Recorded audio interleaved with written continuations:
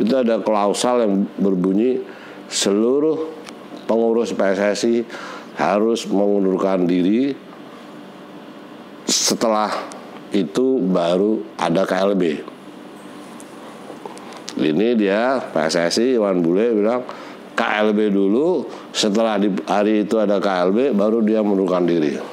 Ini jangan dipelintir. Sementara 18 anggota Liga 1, 24 anggota Liga 2, 36 anggota Liga 3 berdarah-darah tiap musim. Kalau di voting yang menang Asprof. Jadi besok itu Asprof tidak boleh punya hak pilih. Sejak zaman Nurdin sampai sekarang Jawa Iwan Bule ini, kita di zaman sekarang aja tidak bisa bayangin nggak, Peter Tanuri punya Bali United, Iwan Budianto punya Arema, Yoyo Sukawi punya PSIS Semarang. Dia bisa mengatur, dia bisa mengatur wasit, dia bisa mengatur skor, dia bisa mengatur. Mantan kapten tim nasional medali emas 91 SEA Games, sarjana, manajer di sebuah lembaga bergengsi. Fakri Husaini punya ilmu banyak, di banyak pelatih di zamannya, bekerja sebagai orang profesional di PKT, banyak sekali.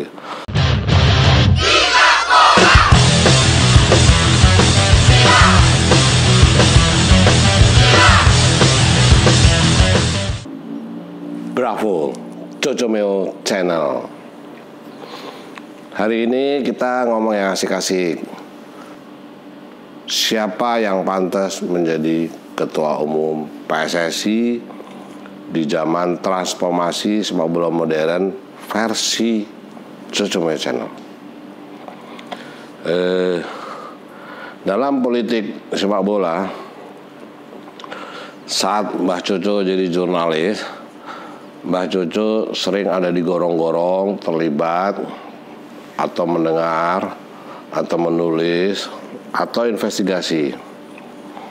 Dalam perjalanan sejak tahun 85 di sepak bola nasional, banyak kongres PSSI yang semuanya sesuai kepentingan pengurus PSSI. Semuanya dikarang bebas sesuai keinginan pengurus PSSI.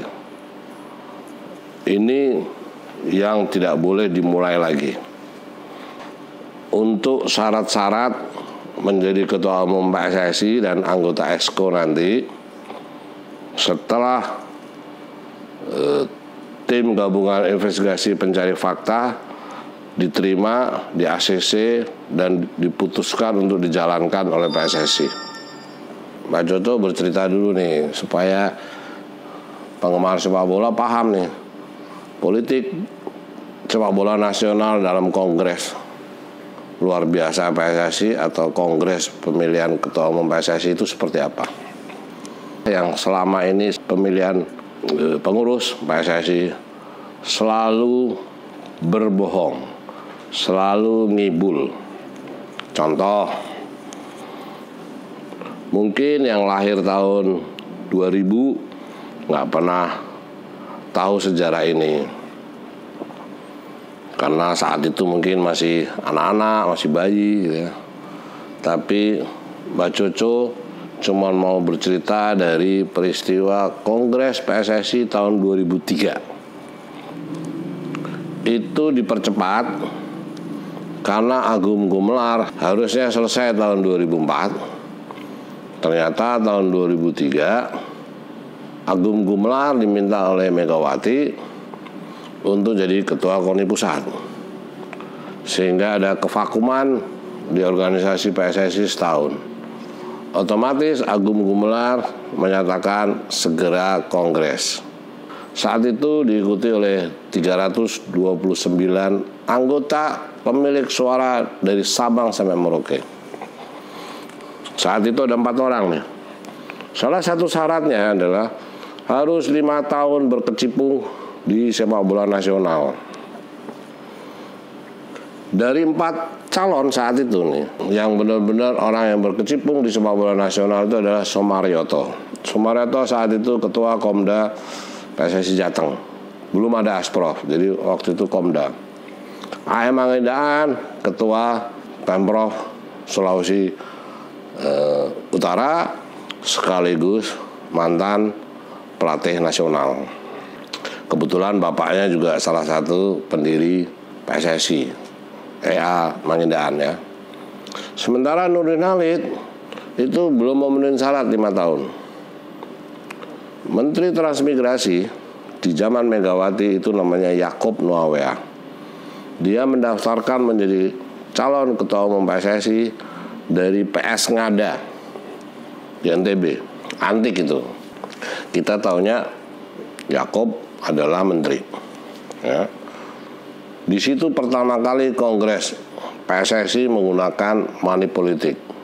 Mereka waktu putaran pertama itu Yaakob Nuawea unggul daripada Nurdin Halid. Sebelum pemilihan suara, Mangindaan mengundurkan diri karena dia sudah melihat banyak yang siap jual beli suara. Karena waktu itu 329 pemilik suara. Saat itu Nurdin Halid nomor 2, sehingga dilakukanlah putaran kedua. Hanya dalam waktu 30 menit kongresnya di Hotel Indonesia. Itu pasukan Nurdin Halid bisa menyulap seluruh pemilik suara yang punya Somaryoto yang nomor 3 gagal lah. Itu sapu bersih. Dalam waktu 30 menit, Nurdin Halid terpilih menjadi ketua umum PSSI dengan cara-cara kotor, membeli pemilik suara. Ada yang di WC, ada yang di kamar mandi, ada yang di balik pintu, ada yang di kamar. Karena seluruh pemilik suara waktu itu semuanya nginep di Hotel Indonesia. Itu tahun 2003. Kongres PSSI yang antik juga lagi lah, tahun 2011 di Solo.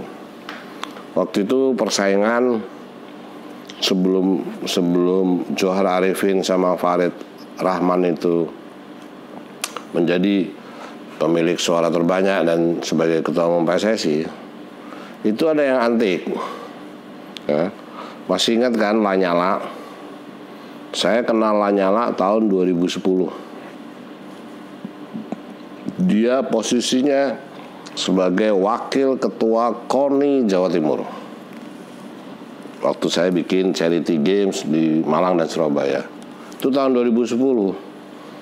Syarat-syarat Kongres 2011 harus berkecimpung di 5 tahun. Pertanyaannya, ya, Lanyala kapan berkecimpung di sepak bola nasional? Dari tahun 2010 saya tahunya dia wakil ketua umum KONI Jatim. 2011 dia jadi anggota ESKO. Johar Arifin tahun 2009 saya sering ngobrol di kantornya. Dia staf ahli Menpora Adiaksa Daud, kepemimpinan SBY pertama, menjadi staf ahli. Tiba-tiba tahun 2011 disodorkan oleh Arifin Ponegoro, dia jadi ketua. Farid Rahman yang jadi wakilnya, pemenang pasangan Johar sama Farid, saya nggak pernah dengar dia di mana. Sepak bola nasional di mana? Itu terjadi yang 2016. Edi Ramayadi sama Muldoko. Dari peristiwa yang ada di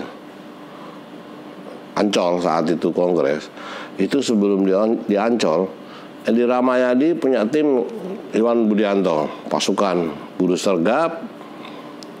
Muldoko punya tim yang namanya Subardi, yang sekarang anggota Dewan. Itu orang-orang yang menyebar money politik. Pertanyaannya, Muldoko kapan mimpin sepak bola? Kapan aktif sepak bola? Sama dengan Edi Ramayadi. Dua-duanya sejak lulus SMA itu langsung masuk Akademi Militer di Magelang. sampai pensiun bintang 3 sama bintang 4 nggak mungkin ngurus bola. Apalagi 5 tahun atau apalagi 10 tahun. Peristiwanya terjadi, dua-duanya lolos jadi finalis dan salah satunya terpilih. Bohong nggak? Jadi syarat 5 tahun itu benar-benar semuanya kamuflase, semuanya akal-akalan.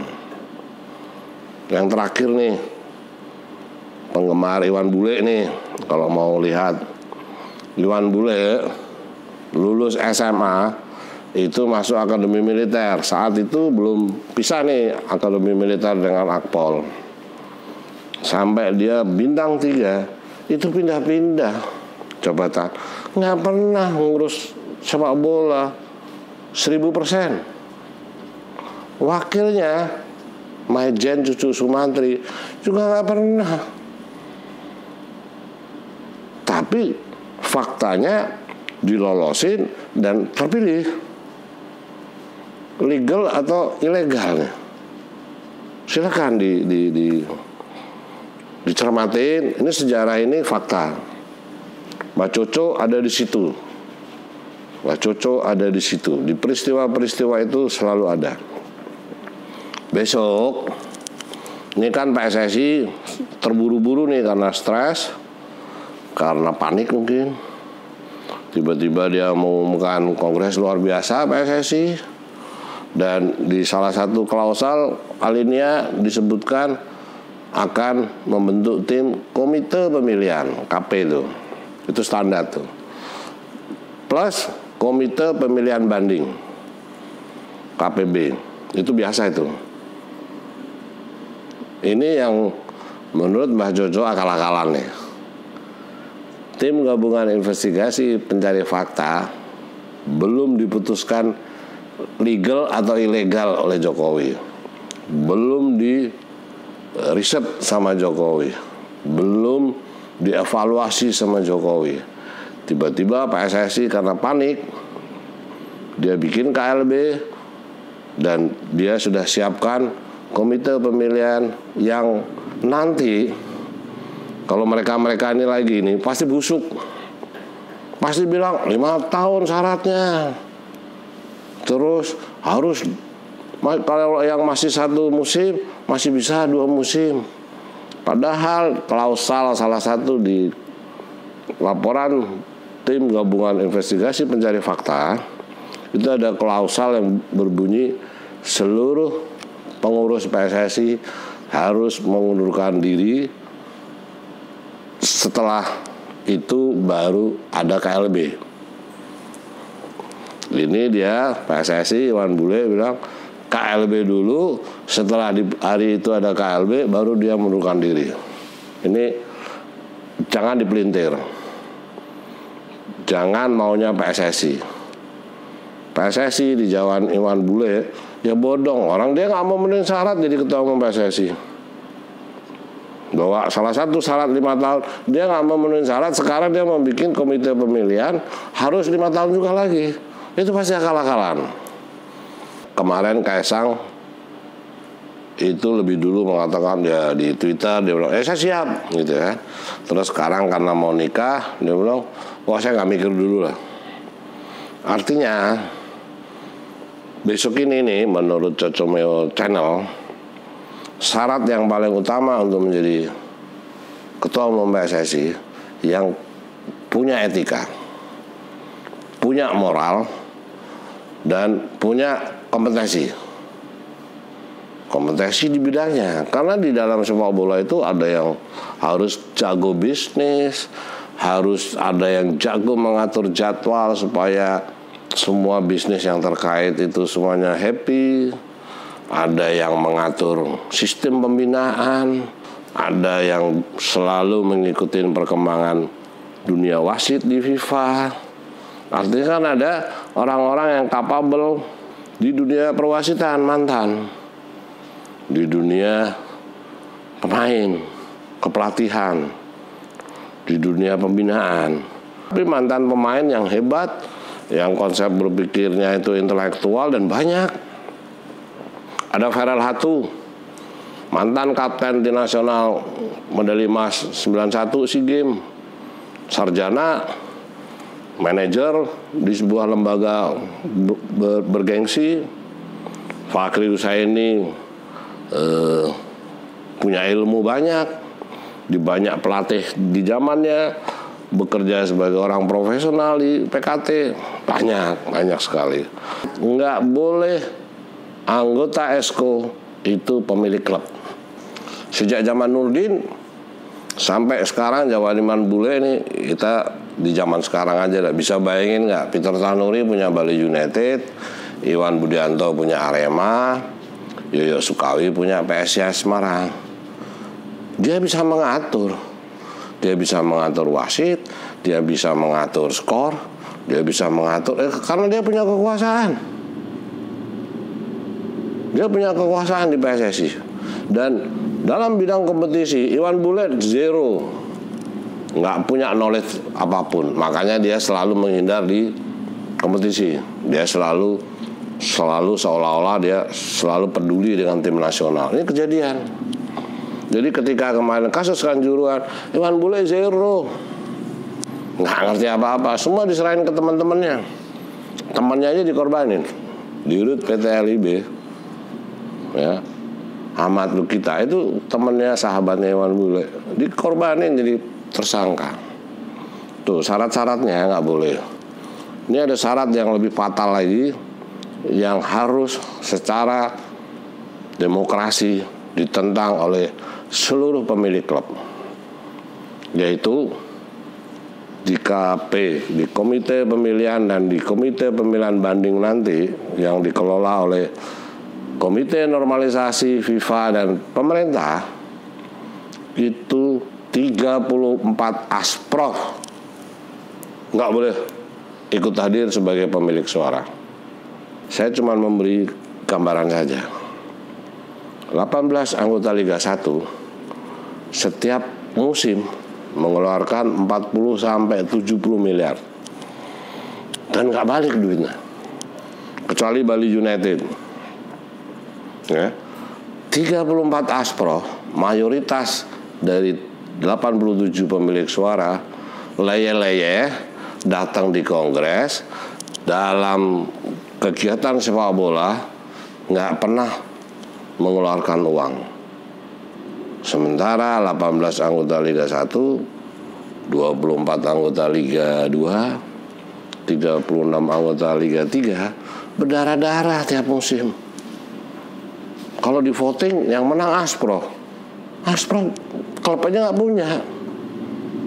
Asprof menurut Cocomay Channel adalah gubernurnya PSSI.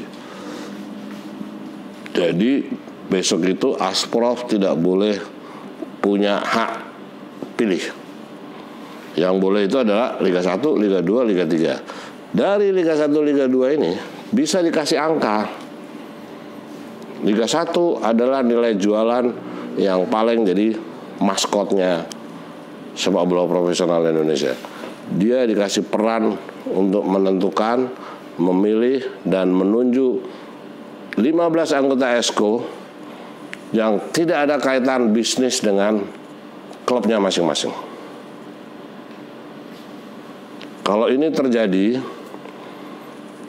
kalau ini bisa digelar, inilah tonggak pertama sepak bola nasional untuk membangun peradaban sepak bola modern. Itu dulu deh poinnya. Oke? Adios, Cocomay Channel.